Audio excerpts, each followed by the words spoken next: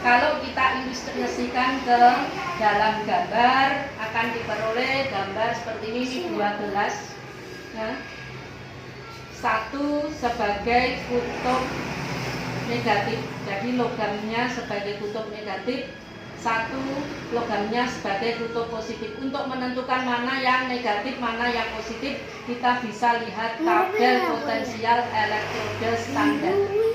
Besi, seperti halnya paku ini tadi, paku besi, itu punya potensial elektroda standar sebesar min 0,74 volt. Kemudian tembaga ini, itu kalau kita lihat tabelnya, punya potensial elektroda standar 0,34 volt. Sehingga kalau kita ingin memilih mana yang kita gunakan sebagai katoda, maka kita lihat yang punya potensial elektroda standar lebih besar. Karena tembaga punya plus 0,34 dan besi punya min 0,76 volt, maka katodanya adalah tembaga. Jadi kutub positifnya kita pakai Cu. Kutub negatifnya berarti kita pakai Fe, yaitu paku tadi. Larutan elektrolitnya, karena kita pakai blimbing, berarti pakai asam sitrat. Blimbing, dari blimbing.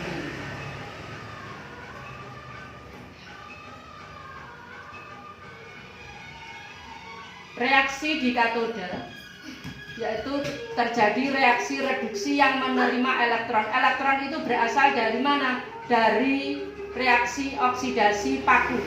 Jadi Fe itu mengalami oksidasi yang melepaskan elektron, membentuk ion Fe2+ plus 2 elektron. Elektronnya ini nanti akan melalui sirkuit eksternal kabel ini menuju ke katoda, diterima oleh Cu. Cu akan terionisasi menerima elektron, Cu2+ plus 2 elektron membentuk Cu. Elektron yang dilepas, elektron yang diterima ini mengalir terus menerus, akan menghasilkan arus listrik. Sampai kapan? Sampai elektrolitnya habis. Nah, reaksi ini nanti akan menghasilkan reaksi sel. Cu2+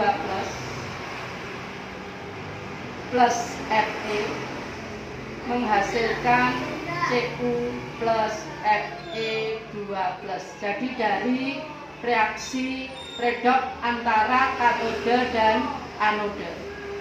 Apabila reaksi sel ini kita tuliskan dalam bentuk notasi sel, akan ditulis Cu2+ menjadi Cu, dipisahkan dengan jembatan darah Fe menjadi Fe2+. Berapa harga potensial sel yang dihasilkan untuk setiap sel ini? Secara teoritis bisa kita hitung dari harga E0 katoda dikurangi E0 anoda. Apa katodanya? Bisa dilihat dari gambar atau bisa dilihat dari reaksi ini. Cu2+ berarti biloxnya plus 2. Cu biloxnya 0 karena ini jomblo. Fe ini juga netral, unsur netral. Di pelajaran kemarin sudah, berarti 0 menjadi Fe2+ plus 2. Cu2+ menjadi Cu, berarti plus 2 menjadi 0, turun reduksi. Fe0 menjadi Fe2+, ini naik oksidasi. Sehingga katodenya itu dari E0 reduksi dikurangi E0 oksidasi. Yang mengalami reduksi tadi Cu, berarti katodenya Cu. E0 nya Cu sudah ada di tabel, plus 0,34. Min anodanya min 0,76 plus 0,34 min 0,76. Min berarti dijumlah, jadi 0,76. plus 0,34 ditambah 0,76 akan diperoleh ini 0,74 kan, bukan 76, ini 74, sehingga diperoleh 1,08. Karena positif, maka reaksi akan berlangsung spontan. Jadi untuk mengetahui spontan dan tidaknya dari harga E0 sel. Kalau harga E selnya positif, jadi dari E0 katoda dikurangi E0 anoda itu harga E selnya positif, maka reaksinya adalah spontan. Dari contoh berikutnya, ini diketahui data potensial elektroda dari Sen dan Timbel. Nah, kemudian ada reaksi sel Sen plus Pb2 plus membentuk Sen 2 plus Pb. Nah, untuk mengetahui ini nanti spontan atau tidak, kita tentukan biloknya masing-masing. Zn unsur bebas berarti 0, jomblo. Pb2 plus berarti plus 2. Menjadi Zn2 plus berarti ini plus 2, Pb nya tidak ada muatan berarti netral 0. Zn menjadi Zn2 plus, naik berarti oksidasi. Pb2 plus menjadi Pb, turun berarti rendah. Sehingga kita bisa tahu, oh Zn nya mengalami oksidasi. Karena mengalami oksidasi, maka Zn sebagai kutub negatif. Sehingga kalau digambarkan diagram selnya, kutub negatifnya adalah Zn. Kutub positifnya, kutub positif katoda mengalami reduksi. Berarti kutub positifnya adalah Pb. Karena Pb mengalami reduksi. Nah, reaksi sel ini kalau dituliskan dalam bentuk notasi sel akan menjadi Zn menjadi Zn2 plus, Pb 2 plus menjadi Pb.